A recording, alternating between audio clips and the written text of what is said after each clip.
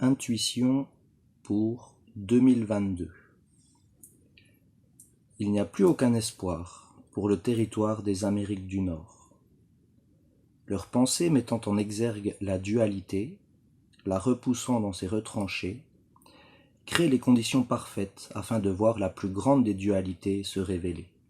Le couple de la vie et de la mort s'en trouvera être l'égrégore principal des préoccupations de ces nations. Le mur ne sera qu'une faible protection pour l'Amérique centrale jusqu'à la sortie de ce dédale. Ceux qui émanent la vie seront conquis par la félicité.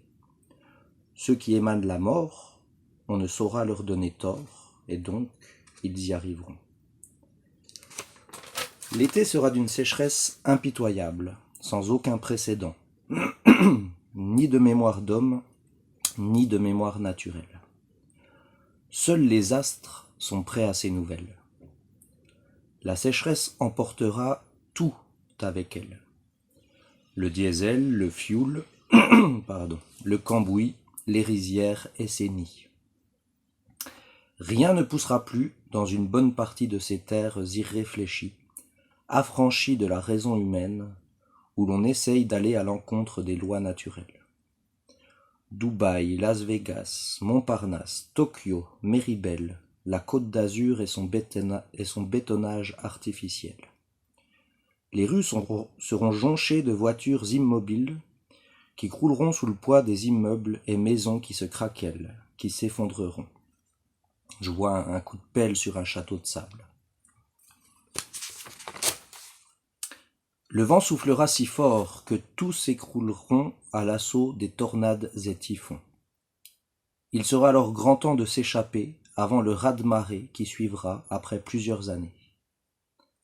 D'abord une année, puis ensuite à 7 années avec un raz-de-marée qui débordera sur chaque côte de chaque continent. En 2022, 2023e année, beaucoup réussiront leur mutation et encore plus échoueront avec brio afin de laisser toujours plus de liberté aux rescapés. Plus, toujours plus, de plus en plus, jusqu'à l'explosion. La sainte explosion, celle de la foi, qui suivra celle de la raison.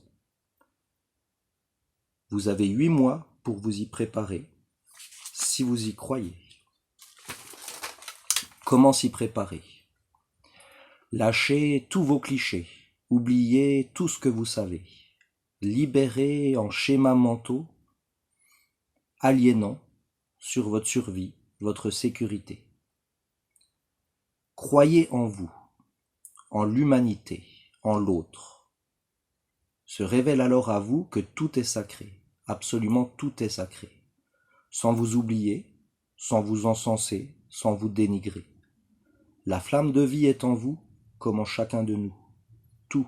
Tout est sacré. Vous êtes tous des saints qui avaient péché, d'excès d'amour, de luminosité, ou par défaut de peine et de piété.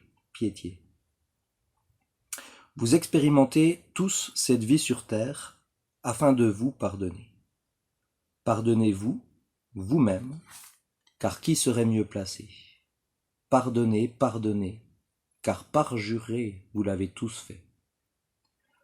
Retournez à l'amour, à l'unité, dans votre propre intégrité ainsi que dans celle de l'humanité. Vous êtes des produits de la société, tout comme elle l'est de vos pensées, peut-être parfois erronées. Tout ramène à l'amour.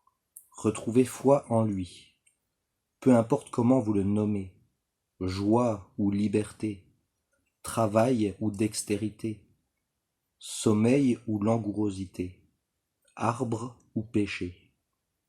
Peu importe comment vous le nommez, il n'est que le fruit de toutes vos pensées, réunis en un tout qui fait que le monde est monde, qui fait que chacun est soi, oui, même toi.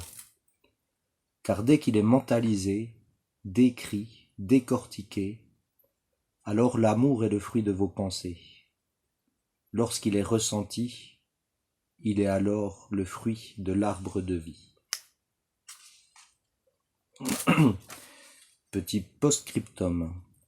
N'attendez pas que vos cheminées se heurtent en fracas par le vent qui s'y engouffrera. La joie et la lumière s'éteigneront pour ceux qui hésiteront trop longtemps. Sachez déguerpir avant que le pire n'arrive, car il arrive et il est là, prêt à frapper à vos portes, par lesquelles l'échappatoire n'apparaîtra plus. De vos proches vous serez déçus, du comportement de vos semblables vous serez repus. Balancez vos dernières cartes, il manque si peu pour que le château ne s'écarte. Et je tiens à dire que tout ceci est pour le bien de tous, de l'humanité et de la Pachamama. Bonne journée.